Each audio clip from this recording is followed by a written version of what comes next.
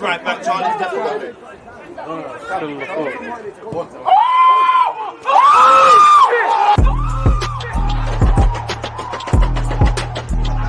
There's always just that active when defending. I think it's like.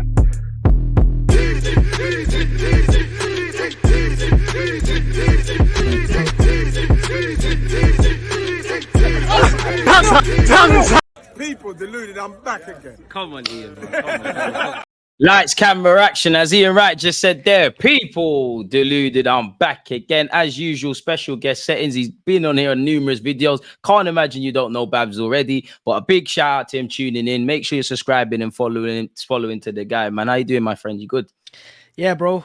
Survived last night, so we got a win. And it is what it is. It wasn't a perfect performance, but 3 points and we're top of the group now. So it's things you'll have to see. Okay, and you set this up perfectly. Just before we get into the Sevilla game, obviously, it's my first chance to ask you, obviously, what did you make of the Chelsea game? Dramatic? Like, was it a point gained? Was it 2 points dropped? What's all your thoughts in relation to that Chelsea game, man? It's surely got to be fresh in the mind still. Yeah, of course. And I think with that game, it's still kind of being digested in a sense, because you're just like, it was 2 points. It was a point game with the game state itself, but in terms of the performance, it was so frustrating. And I think it was less down to the fact that we made mistakes, but more down to the lack of our ball progression. I mean, the amount of times we tried to play forwards and the bounce goes back straight to our defense. It's like stuff like that was making me a bit annoyed during the game, but the fact that we got that Trossard equaliser, that's what football's about. When you think the game's over, commentators saying, this is one of those games, and then bang, bang. So look, as a fan, I enjoyed the last 10 minutes, but as a, I guess someone tries to analyse Arsenal, there was a few worrying signs, but I will say that I think maybe Mikel Arteta is experimenting at this stage of the season still, and fans don't want to hear that, but I think he's trying to do that now rather than later in the season, and I think hopefully, as we progress later into the season, we'll start to see a similar 11, a bit more balance, and like City were last year in a sense, they kind of struggled in the first half to find consistency, even though we've not lost a game in the league, by the way. And then second half, they kind of click into gear. That's my thought process, and hopefully it comes true.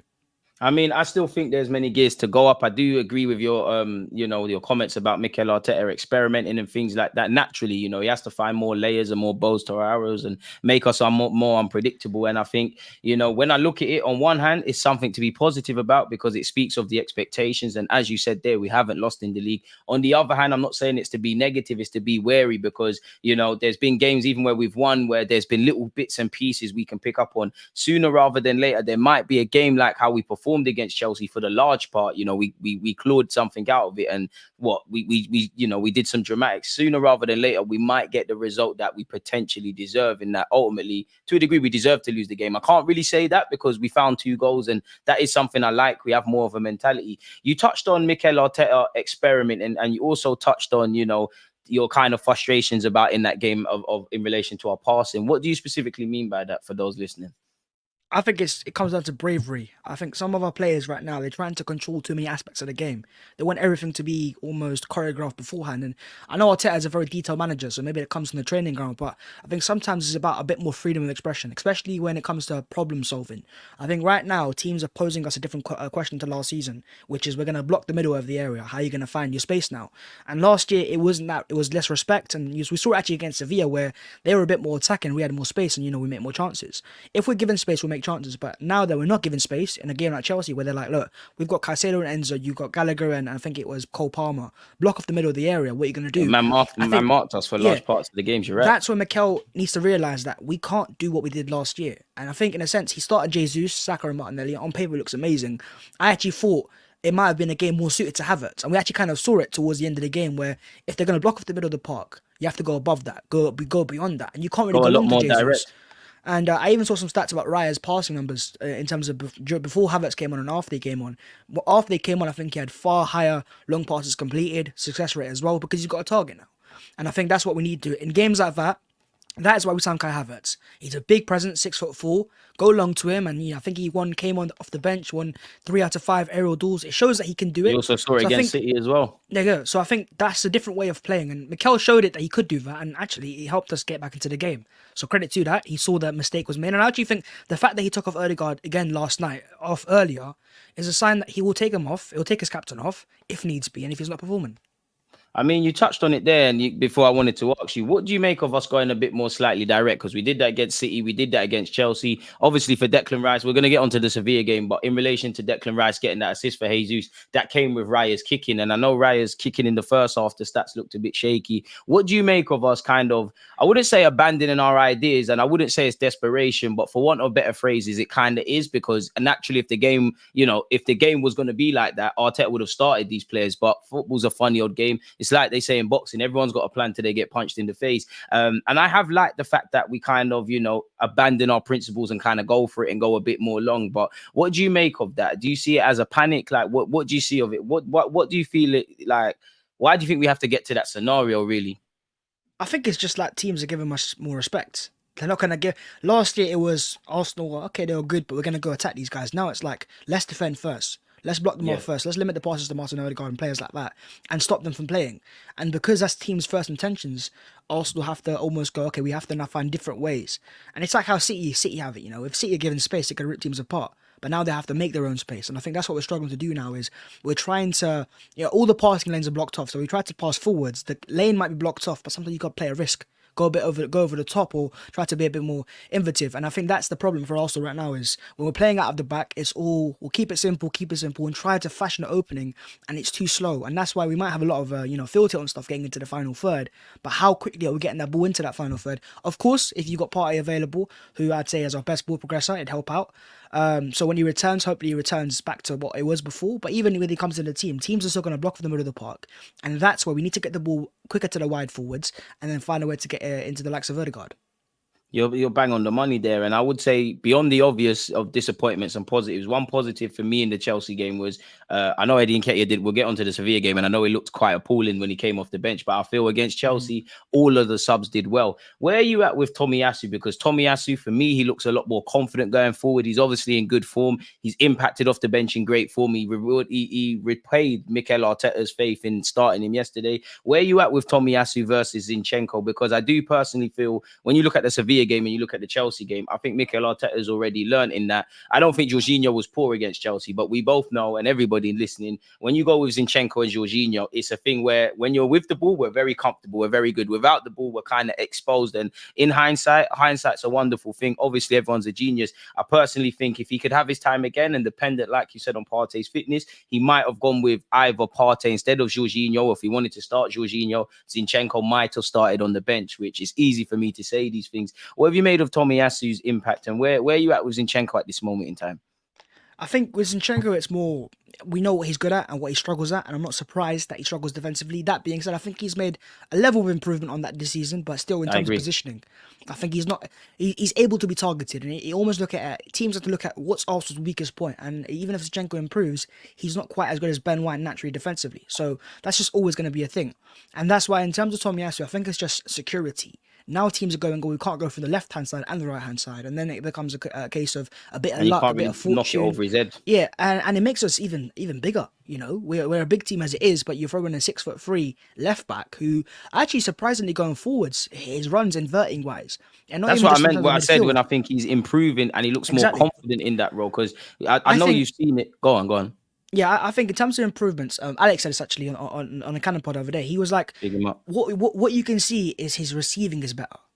Before, I think what you'd have with Tomiyasu is when you pick the ball up, he'll be a bit too close to him and he gets stuck under his feet and then he can't release it. What he's doing now is he's releasing the ball very quickly because his first touch is very good. He's getting used to the angles of playing as a inverted left back, and we saw it in a bit last season, the game against Salah. Defensively, he's very good. But I think now it's that going forwards where fans are going, actually, you can actually play there. And you're actually doing things in terms of firing the ball forward, progressing the ball, being decisive with it. And when fans see that, they're going to say, okay, look, defensively you're better than Zinchenko naturally. And now you're trying to progress the ball forwards as well. If you can find the right balance, then I think Arsenal might have, a long-term player there. Like you said, and I think people need to look at it. This is why you need a squad, because I won't quite say Tomiyasu was a forgotten man, but early in the season when the 11 kind of picks itself and we're waiting for the Premier League to pick up pace, every player, as you know, and you've probably fielded questions that isn't involved, your days are numbered. And to have Tomiyasu, he's a quality player, he's of the right age of his 20s, comfortable with his left foot and right foot. Like Arteta said, he's one of the best both-footed players in our team, and he can play across the back three. I think with Tomiyasu, for want of a better phrase, I think he's a bit too humble, and I think sometimes he doesn't doesn't believe in his own source and his own swagger, because he said comments like that on Arsenal.com. And I agree with the point you made. This is something I've said in the video. I think he's clearly learning from what Mikel Arteta demands of him in that inverted role. He looks a lot more comfortable and he has a lot more belief of himself in the final third. Like, I won't quite say he almost scored against Sevilla yesterday, but within the first 8 minutes, when Martinelli had that first effort, before that it was Tomiyasu. So I'm a big fan of what Tomiyasu is doing, and I really like how he's playing, and I think he deserves to keep his role in the team. I do think it's about finding a medium, kind of what you said, in that while I think Tomiyasu is improving defense in an attacking sense, sorry, I don't think he's ever going to be Zinchenko in the final third. That's not him. Nor do I think Zinchenko is we're ever going to talk about Zinchenko as solid 1v1, etc. But like you said, if we can get it to a certain point and vice versa with Tomiyasu, we're cooking. I think I speak for everybody listening that's an Arsenal fan. We can't wait till Timber is back, and ultimately it's good problems for everybody, not just on the left but potentially on the right, because 2 of the 3 can play over there, if I'm honest with you. Speaking of Zinchenko, yeah, and I did a live stream earlier today, and it's kind of been like playing on my mind. Where are you at with Zinchenko's abilities to start in midfield? I know he organically goes into there, unofficially goes into there from left back, but where are you at with potentially starting Zinchenko with a lot of question marks of that left-sided 8 row? And if you are confident in it, why do you think Pep Guardiola previously and Mikel Arteta, there's been a reluctance to deploy him there, because he plays there for his country? I think the reason comes down to his ability to receive in the final third.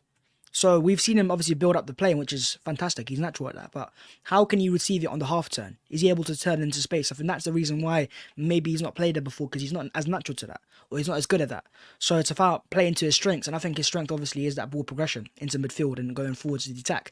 If he's able to show us that in that final third he can receive like a number 8, then of course he has a future there. And he's done it in spurts for Ukraine, and maybe in a bit in his first days at Man City, but clearly there's not the quality that Mikel Arteta needs there, because he would have tried already. Or it's also down to the fact that, maybe it's a risk that Mikel hasn't tried.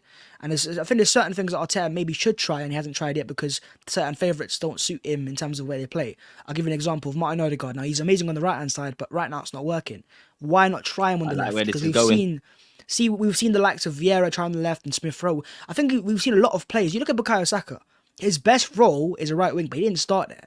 So I think almost sometimes Mikel needs to take it out and go, look, these players are very important to me, but it's worth changing them. Maybe not in a massive game like Man City at home, but you got Sheffield United now at the weekend at the Emirates Stadium. It's a game you expect to win. Maybe that's where you experiment a little bit and play an Odegaard on the left and Havertz on the right. And if that works, maybe you have your solution there and there. But yeah, in terms of Zinchenko, he's got the ability. But I think the reason why is because I don't think Mikel trusts him in that final third to have an impact like the likes of Odegaard and Rice can have. I think you're bang on the money. And I'll go back a few years ago to Brighton, where Arteta, for me, he tried an experiment in midfield, but it was the wrong time. If you remember, we lost to Brighton at home a few years ago. You had Lokonga as the lone 6, which that probably tells you it's not going to work. And you had Smith Rowe and Odegaard either side. I do think, I'm not going to say that would be a fixated midfield, because I think, if you could get a younger model of Partey to go with Declan Rice and Odegaard in the quote-unquote 10 row, I think that's one possibility. And I do think if Kai Havertz, got to life at Arsenal a bit quicker, I think you'd have Declan Rice as a lone 6, as much as he can play as an 8 and be molded into that, and has got a goal and assist in his last 2 games. But I think you might see Declan Rice holding and chaperoning, and a Havertz and or whatever Odegaard on the right hand side. I agree with you, because I do believe Odegaard. I've been saying it before. I'm not comparing him to Santi Cazorla, but I do think he could be the closest thing we've got until we bring in another addition to Santi Cazorla in that left 8. I think the only reason he doesn't do that right now is because Odegaard's basically like a striker out of possession. He leads the press and things like that. And as you said, we've kind of got something going on the right hand side. But I would like to see that, if push comes to shove, Odegaard as an 8.5 on the left hand side, Kai Havertz playing on the right. Benjamin White can even play in midfield. I'm not saying I want to see that. I'm just throwing it out there. Kyrgios played in midfield in Italy. I don't want to see that necessarily. But, if the injuries keeps persisting in midfield and we're down to our bodies, there are possibilities. Keeping up the theme with midfielders, yeah. Thomas Partey. Now, he was fit for, I believe, 40 games last season, at least 31 to 33 in the Premier League, as fit as he's ever been. When we mentioned Thomas Partey, as you said there, he's one of the best ball progressive midfielders we've got. He's a quality player.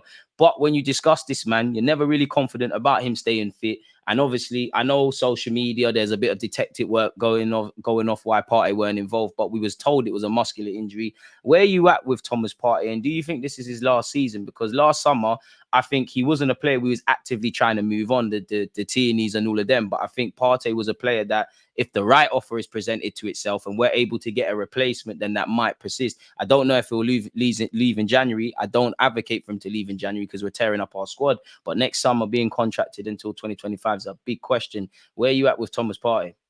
Yeah, I think they'll try to move him on, and I think he's an amazing player, as we've seen when he starts. But the issue is, when does he start, and how reliable are you going to have a player like that in the real running of the season? You know, when you got the likes of Rodri starting for City week in, week out, And he's going off to AFCON in January.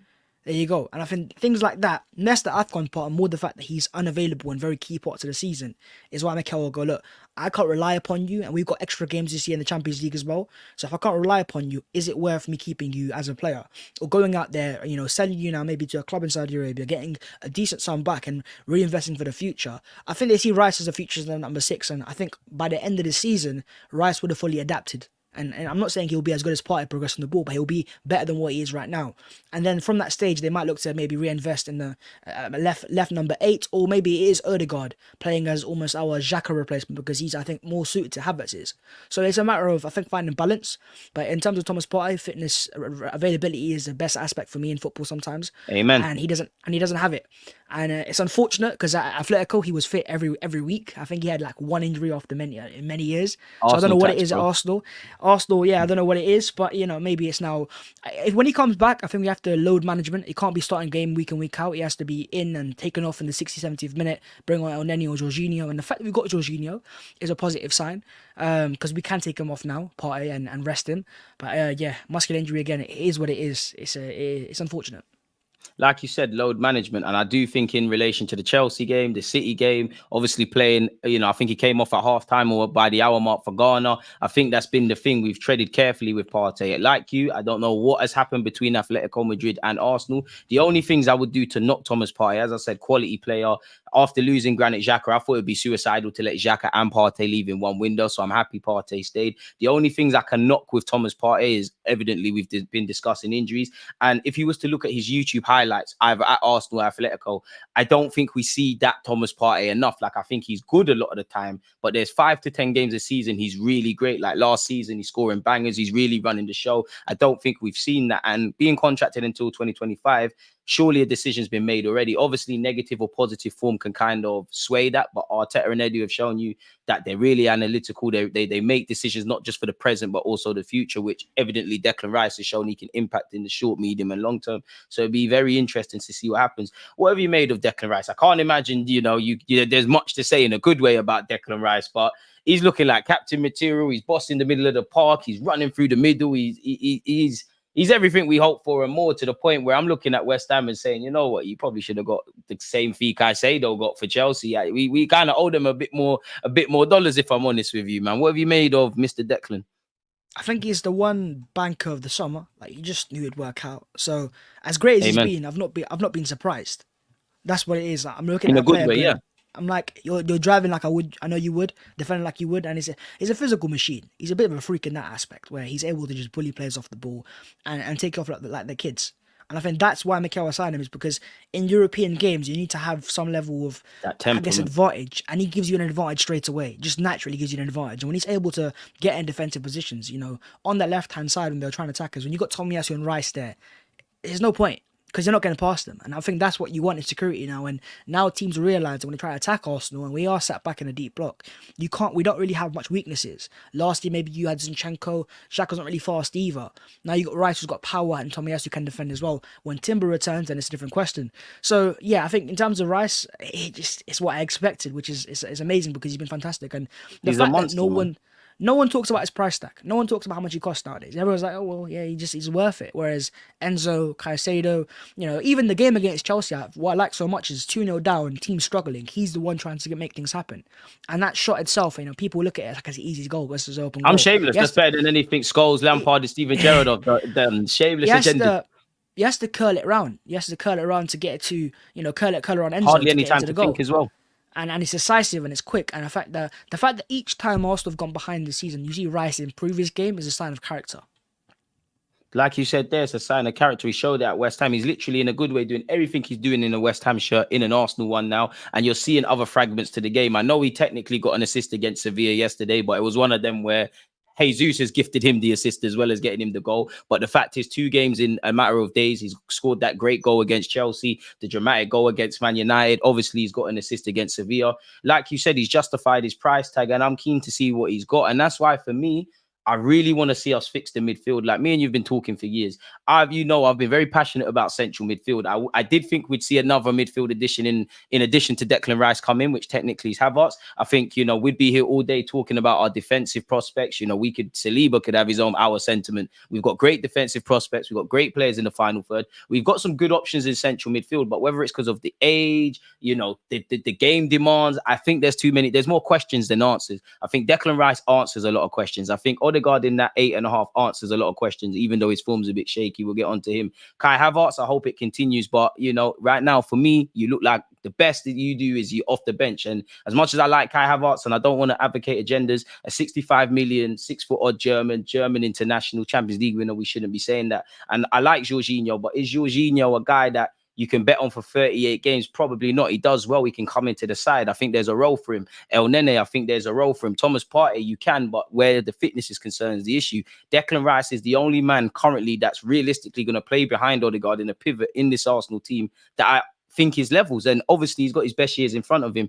And I'm sure Edu and Arteta know that we need some longevity. What have you made of Martin Odegaard's form, man? Because he's been here before. People were onto him when he joined in January. I mean, I love the guy, but Chelsea was probably the poorest I've seen you play in a while. Like, your first touch wasn't there. Some fans say he's had a bit of a hangover after the last international break. Against Sheffield United, I don't really want to see bare rotation because we've got Newcastle United in the Prem after that. I need those 3 points. But you are right in what you said earlier, in that if there's any game you could be a bit cute and clever, it could be potentially Smith Rowe in the 10 instead of Odegaard. Maybe even Saka get a 45-minute break and you go with Nelson and some other stuff. So where are you at with Odegaard's form? Do you find it concerning, or do you think people are too harsh on the guy? What do you make of it?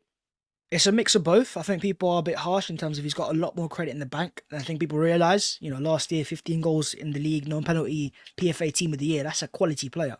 Allow a minute, you don't just lose that quality overnight.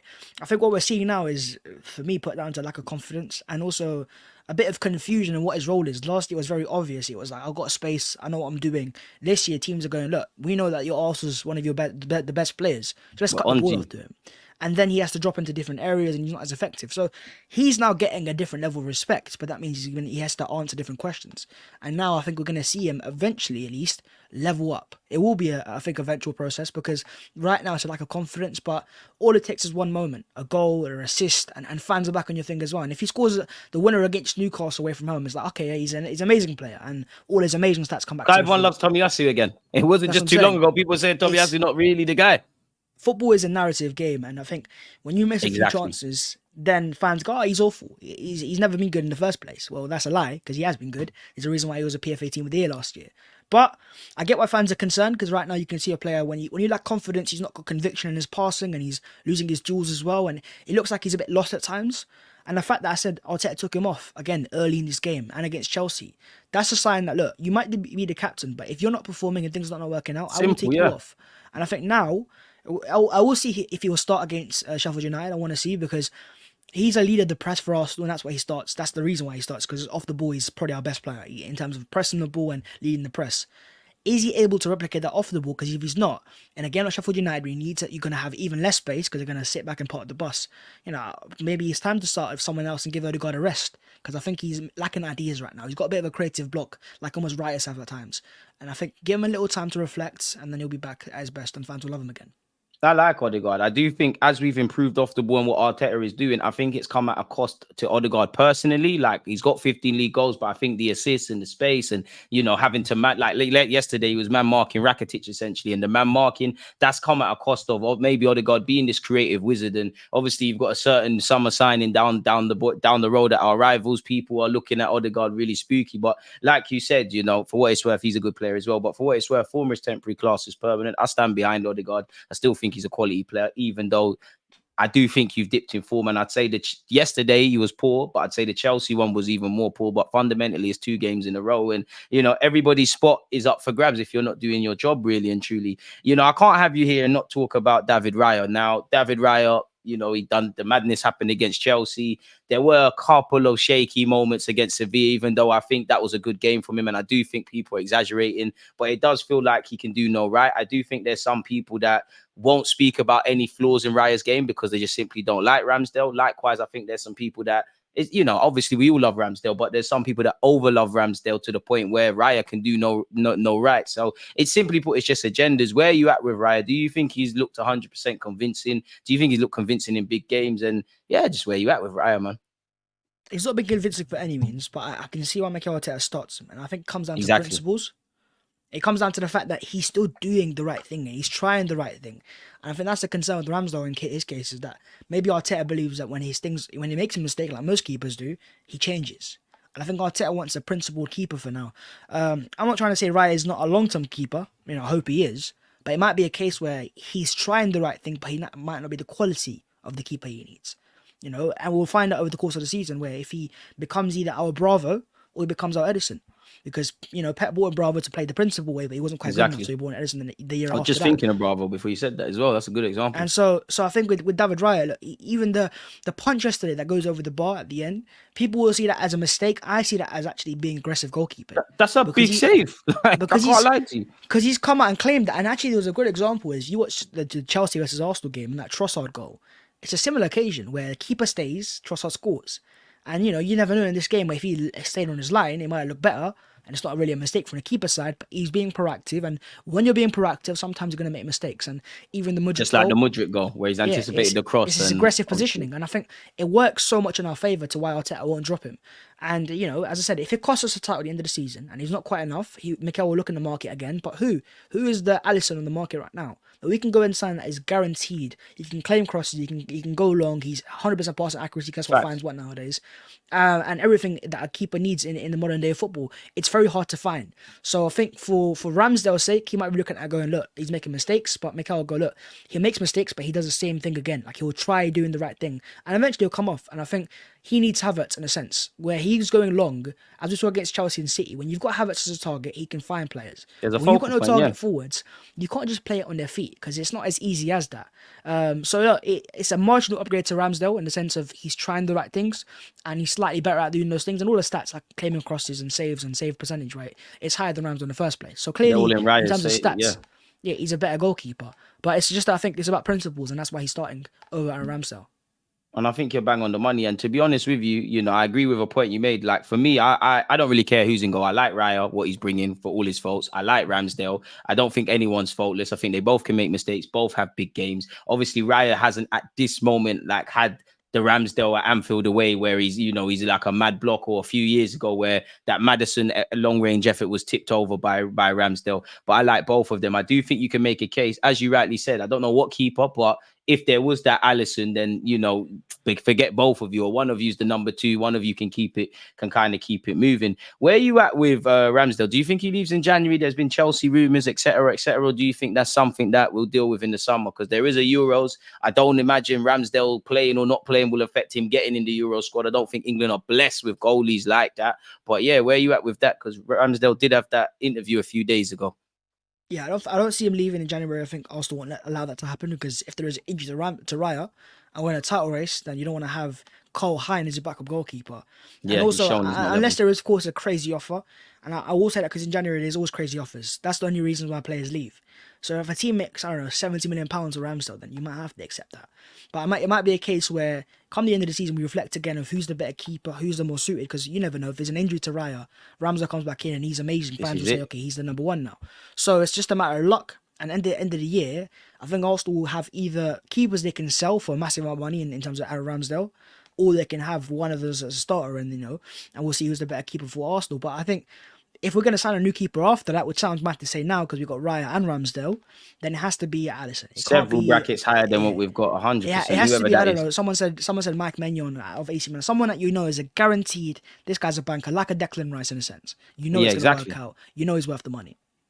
I think it has to be, I don't know who the keepers would be. McGann's a shout, but it would have to be our very own Alisson, someone that like you said with Declan Rice, is going to come into our squad and take us up a tenfold. Or it's not that it's a sideways step or that's necessarily a bad thing, but for want of a better phrase, it is a kind of a sideways step, really and truly. What did you make of the Sevilla game beyond the points we've already discussed, man? Like, some people say we played poor. I don't know where you're at with that. You know, Eddie Nketiah didn't have the best of cameos. He looked very lethargic. Because for me, against Sevilla, obviously we weren't amazing, but I was quite scared going into the game. Fundamentally, we got the result. It would have looked ugly if you have 2 L's from 3 games in the Champions League. We got the result. We took our chances. The only things I would say is something that, you know, every time I've had you on my show and when I watch your vids, all us Arsenal content creators and fans, we kind of echo the same things in chance creation, chance conversion. These things could probably be a bit better. I feel for large parts of the game, we didn't put the keeper under pressure. I felt we ended the first half strong. From the minute we scored the first and second, we was really good. I think the second half kind of sparked into life when the second goal went in.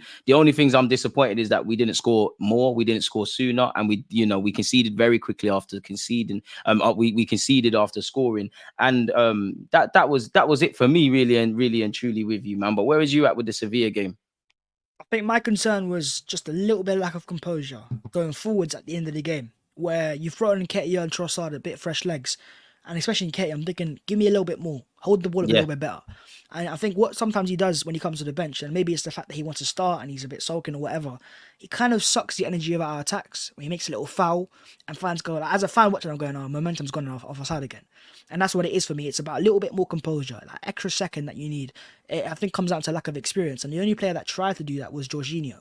And that's because he's been in similar scenarios in the past. Defensively was fantastic. We didn't really concede any massive chances. So that was fantastic. But I think we need to be able to have better outlets if you're going to have that style of football in later parts of the game. Because it's useful to have that experience.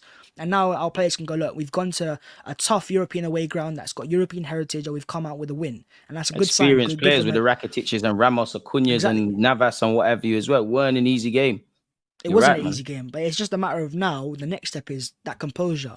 Because if you've got that composure on the counter-attack, then teams are going to be like, okay, we can't really go too far forward with these guys because they will sucker punch us. And, you know, when you've got Saka, Martinelli and Jesus, they know that. But with Nketiah, the likes of Trossard, it's not the same at times. And I think if you're Eddie Nketiah now, it's like, if I'm coming off the bench, I need to make an impact. Even with Kai Havertz, it's the same. I think he was better against Chelsea, but in this game, he kind of faded away. So it's a matter of, we've got a lot of quality players off the bench, but I want to see in these type of games just a little bit more difference. And if you can do that, then I think that will be the thing that will take us to the next level. What do you think of Gabriel Jesus? Because obviously, against Chelsea, I think he was poor. But other than that, he's been good this season. I think he was very good out wide against Manchester City. But I would say his best performances, not that there's the biggest of case studies because we haven't played that many games in the champs, but he was a man possessed against PSV. He was just Brazilians yesterday, you know, between the goal and the assist. I don't know what one was better. Like, what do you make of Gabriel Jesus and the need for a striker in January? Because it's like, the more difficult to finish, it's easier for Jesus. The easier to finish, the harder it is for Jesus. He's truly an enigma, if I'm completely honest. Shout out Martinelli and Big Gabby for their combination play in the goal as well, man. But where are you at with Gabriel Jesus? I think Jesus plays football well when he's having fun. And that goal he scored was him having fun. Before that, he's turning man, getting a bit of confidence, dribbling forwards, making chances. When he's having that momentum on his side, he's a very unstoppable force. And I think he's working on his ball striking. That goal showed it. He's a clean strike to the corner. And I think one thing I want to see him improve on, though, maybe it's just something in terms of his characters. When he misses a chance, it's like heads down like that straight away. It's very emotional. It's, oh, I've missed a chance. The big and best strikers don't do that. They do that and then go back again, yeah. It's next one. And I think Jesus at times looks a little bit too emotional when it comes to that finishing. And when it works, it's amazing. But when it doesn't work and you need a little bit more composure, it ends up being costly. But his performance yesterday was fantastic. It was what Jesus is at his best. Playmaking, performance, the pressing was amazing as well, and the finish as well. Goal and assist. His Champions League record, I think he's 14 goals and 17 starts. I mean, that's just crazy. It's mad. I think he's 5th for Brazilian top goal scorers in the Champions League. So, like, obviously, we'd want to see you win it because, you know, you and Zinchenko and Sterling, you left before your team did it. So, hopefully, you can do it in new colours. I think you're bang on the money with that. And that's the thing. I don't know where I'm at with Gabriel Jesus in that. I agree with everything. He's a quality player. He's one of the first names on the team sheet for me. But I just don't think of goals with him. When he does score, it's brilliant. And I just don't know if you're ever going to be that guy that gets 20 league goals as a minimum in the Prem and close to 30 EU comps, because I think you've got the ability to do it. But I just think, you know, you're not a natural goal scorer. And to a degree, I think strikers are born. Obviously, you can learn that. But with the amount of experience he has now, you know, he didn't have the healthiest of returns for City, doesn't have an amazing record for Arsenal. It's not bad. And for Brazil, it's not there. But that's not me trying to knock him. His work rate, his work effort, his chaos, his selflessness. He's a great team player. He's fantastic. Like Mikel Arteta keeps saying, he keeps literally saying he's changed our world. So I'm happy with him. If we could get another striker, then to have Jesus and another striker that's probably more of a natural finisher in front of goal, whoever that is, I think we're cooking.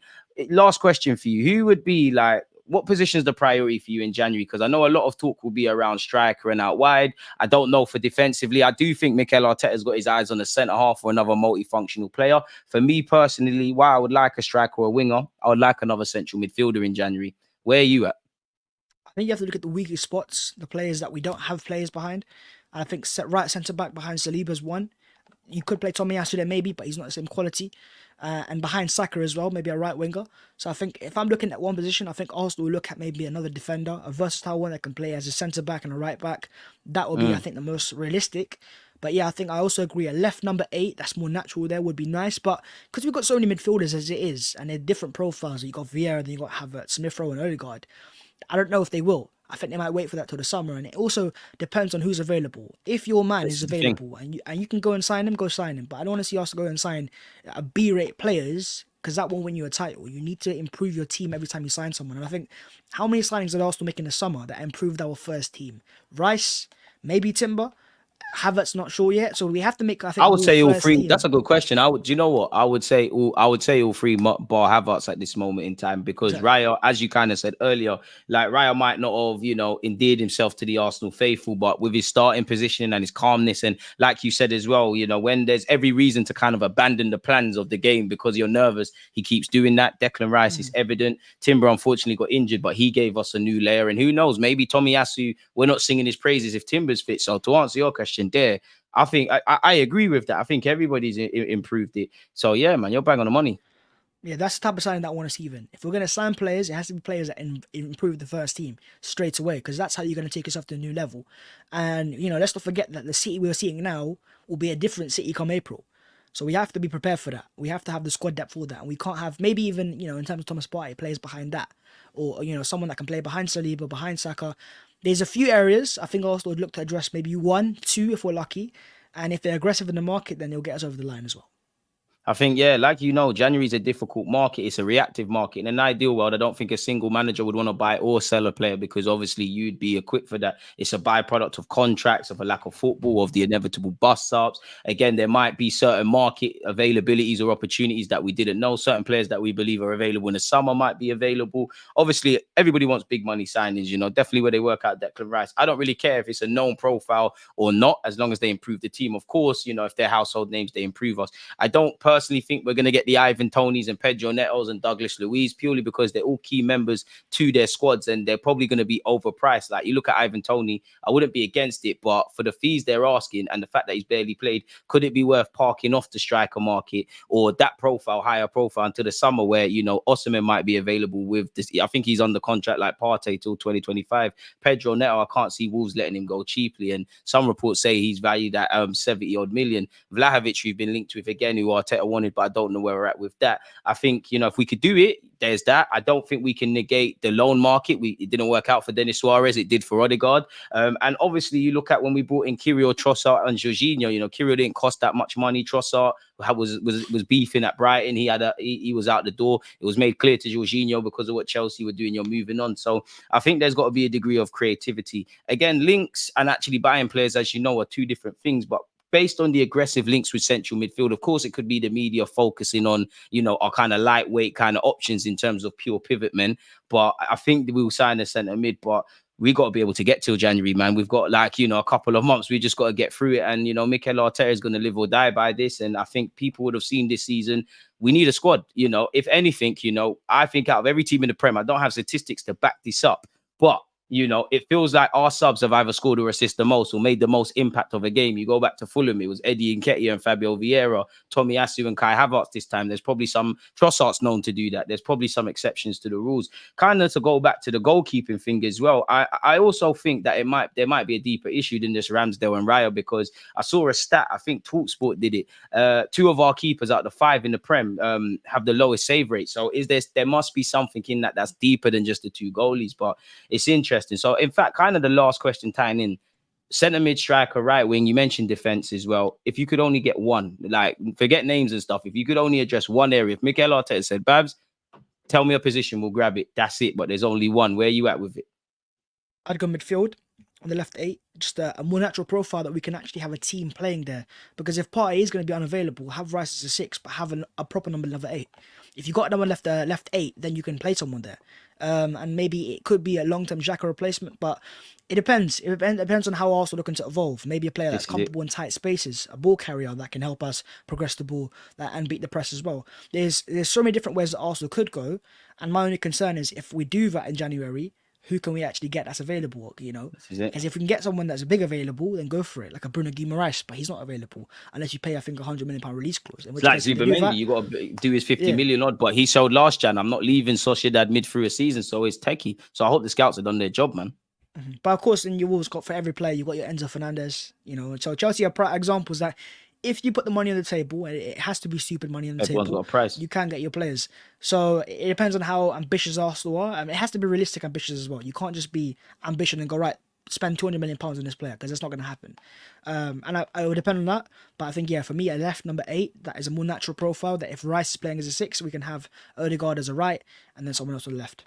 I'm with you with that. I'd say midfield. I'd say if you could bring me another 6, so that, like, there's, if Partey isn't there, because I do feel sometimes for me it feels like Declan Rice needs to do it all. And you look at the Spurs game, actually Partey weren't there. I'm pretty sure Partey weren't there. And obviously Declan Rice had to come off. He threw Jorginho in. That weren't a game for Jorginho. So if you could bring me a 6, I'm with that. I'm with agreement with you. If you can't get me a 6, bring me an 8. I would say beyond that, if it's not central midfield, I'd say right wing. And I more want a striker, but I'd say right wing just because I don't want to run Saka into the ground. I know on the face of it, we're probably more equipped with wide options than we are up front, but I'd probably say right wing. I would love Pedro Neto. If he really is available for 50 odd million quid, I'll do that, but I don't believe that with Wolves mid-season. So we're going to have to see. Before I let you get out of here, man, have you got any content to come out if you haven't released anything? Yeah, no, we've got a video coming out tonight about the game yesterday, proper breakdown of it. I'm still trying to analyse everything, get everything nice and sorted, and yeah, that should be out tonight. Is that on your channel or is that on the other channel? It's on my channel. Okay, so you know where to find him, people. I can't imagine you're not subscribed and things like that. Hope you lot have all enjoyed the video where we've discussed everything Arsenal. Let us know your thoughts. Don't forget to subscribe and hit the like button of both channels and the videos and all that good stuff. Babs, let you get out of here, bro. It's been fantastic as usual. Thank you for offering your 42 odd minutes to the guy to speak about football, man. One love, my guy. Smash the like button, comment, subscribe, folks. We're out, man. Peace. Come on. You always just act when defending. I think it's like